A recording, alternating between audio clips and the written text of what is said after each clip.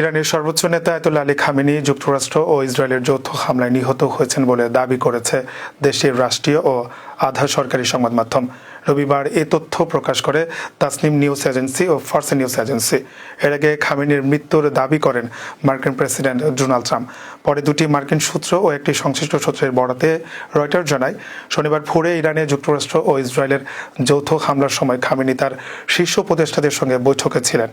Israeli কর্মকর্তাদের দাবি, হামলার সময় খামেনি একটি সুরক্ষিত স্থানে অবস্থান করছিলেন। ওই হামলায় তার ঘনিষ্ঠ কয়েকজন সহযোগীও নিহত হয়েছেন বলে জানানো হয়। তাদের মধ্যে সাবেক ন্যাশনাল সিকিউরিটি কাউন্সিল সচিব আলী শামখানি এবং ইসলামিক রিভলিউশনারি গার্ড কোরের কমান্ডার মোহাম্মদ পাকপুর নাম উল্লেখ করা হয়েছে। একটি ইরানি সূত্র রয়টার্সকে জানায়, হামলার আগে Khamenei supreme national security council সচিব আলী লারিজানির সঙ্গে বৈঠকে ছিলেন। এদিকে কাতার ভিত্তিক সংবাদ মাধ্যম আল জাজিরা তেহরানে খামেনির বাসভবনের স্যাটেলাইট ছবি প্রকাশ করেছে। ছবিতে প্রাসাদ সদৃশ স্থাপনাটির বড় অংশ ধসে পড়া এবং চারপাশে বিস্ফোরণের চিহ্ন দেখা যায়। ফার্স্ট নিউজ এজেন্সির প্রতিবেদনে আরও দাবি করা হয়েছে, হামলায় খামেনির মেয়ে ও নাতি নিহত হয়েছেন। পাশাপাশি তার জামাতা ও পুত্রবধূর মৃত্যুর কথা বলা হয়েছে।